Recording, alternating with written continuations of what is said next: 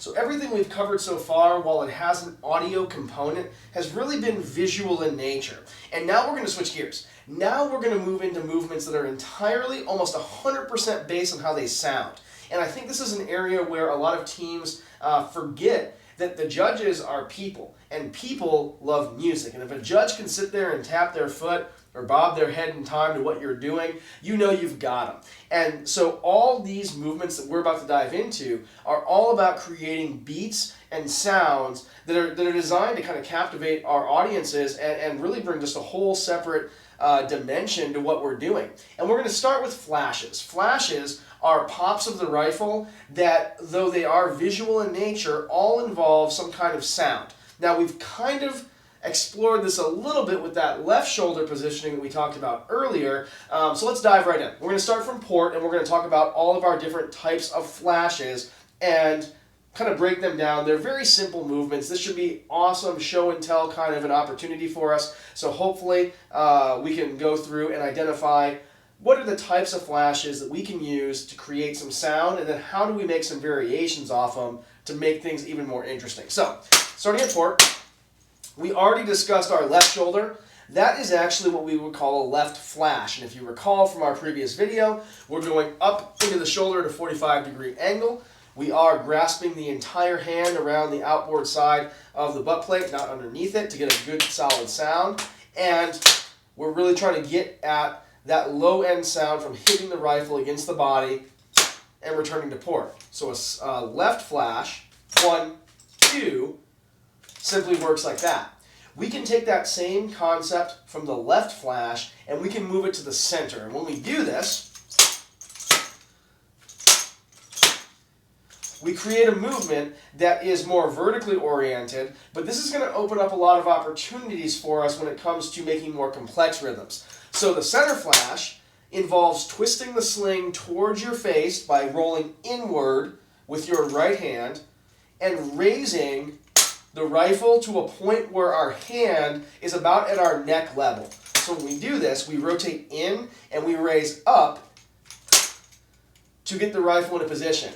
Our left hand is going to grasp, just as in the left flash, around the front with our thumb wrapped, and then we can return from that position to port. 1, 2. And that's a center flash. Now, we can start to link these together, and you can start to see how they form that audio component or that beat component. Pop, pop, pop, pop. But let's say we wanted to get a little bit more complex. Let's stay on the center flash for just a moment.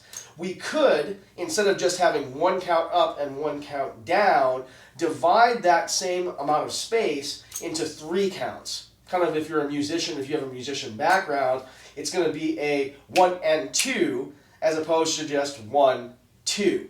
So when we do this, we need to have a little bit faster of a way, because twisting that rifle, once you get to a higher speed, is going to be a really awkward motion on the wrist. So we're going to cut out the twist, and we're going to use a different version of the center flash to get a faster hand-to-hand motion and create this 1 and 2 kind of a rhythm. So it's going to start with a clap at port arms. Then, as opposed to twisting and raising, we're just going to raise. Now watch what this hand does. Watch what my left hand does. I keep my left hand across the front. I raise my hand up to about that neck height, and I slap the rifle with the entire front of my palm right onto the forward side of the butt of the rifle with my finger aligned to the butt plate. So when we do this, 1 and 2. 1 and 2. Now, in addition to our center flash variations, we can also flash to 45-degree angles as well. 1, 2. Again, by rolling the wrist, very similar to what we talked about in our present arms video, we can use these other angles of flashes to give it a little bit more pop. So if we wanted to link them together, 1, 2, 1, 2, 3, 4, 5. We have the opportunity to use different angles while keeping that beat driving and constant. So these flashes will enable us 1, 2, 1, 2, 3, 4, 5, 6, 7. We could go to flat, right? We could go to that 45 angle. And again, this is all about using the rifle to create that underlying rhythm and pulse, and then from time to time subdividing it with our extra pops. So these are all flash components that we can use to create beats, and as we add more layers to this, we can see how these are going to link up and really work with our boxes to create really rhythmic sequences.